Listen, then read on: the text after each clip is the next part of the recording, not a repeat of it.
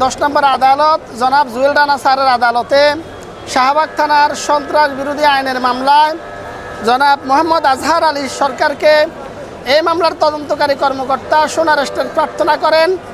বিজ্ঞ আদালত উভয় পক্ষের বক্তব্য শ্রবণান্তে সন্তুষ্ট হয়ে এই আসামির তদন্তে সম্পৃক্ত নাম আসার কারণে আসামিকে সোনারেস্টের প্রার্থনা মঞ্জুর করেন।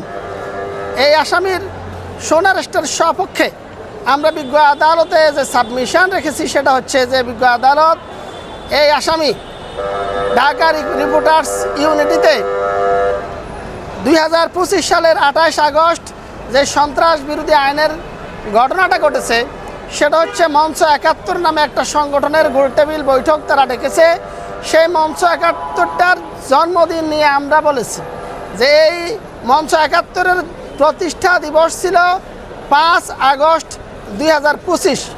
আমরা বিজ্ঞ আদালতকে বলেছি ঠিক 1 বছর আগে যদি আমরা ফিরে যাই তাহলে এই 5 আগস্টটা ছিল 36 জুলাই 2024 সালের, যেদিন 800 বছর পর লক্ষণ সেনের পালিয়ে যাওয়ার পরবর্তী 800 বছর পর বাংলাদেশ থেকে আরেকজন ফ্যাসিস্ট এই শেখ হাসিনা এক কাপড়ে পালিয়ে যেতে বাধ্য হয়েছে।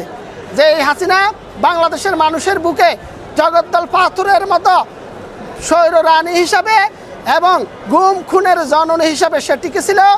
বাংলাদেশের আপামর ছাত্র জনতা গণ অভ্যুত্থানের মাধ্যমে বিপ্লবের মাধ্যমে এই হাসিনাকে পালিয়ে যেতে বাধ্য করেছিল।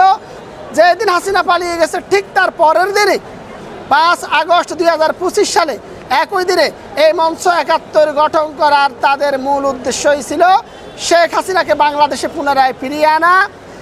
বাংলাদেশের মতো বিশ্বের বিভিন্ন দেশে এইরকম আরও সংগঠন আছে যেগুলো সন্ত্রাসী সংগঠন। এই মঞ্চ 71 একটা সন্ত্রাসী সংগঠন।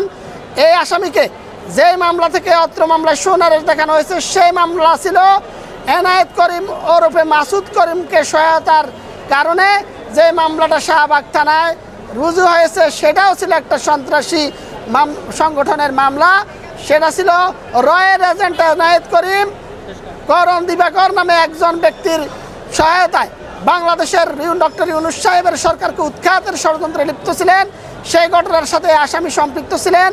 এই আসামি আজকের এই ঘটনার সাথে সম্পৃক্ত থাকার কারণে আমরা বিজ্ঞ আদালতকে এই আসামিকে সোনারেস্টের প্রার্থনা করলে বিজ্ঞ আদালত সন্তুষ্ট হয়ে এই আজহার আলী সরকার সাহেবকে সোনারেস্টের প্রার্থনা মঞ্জুর করেন।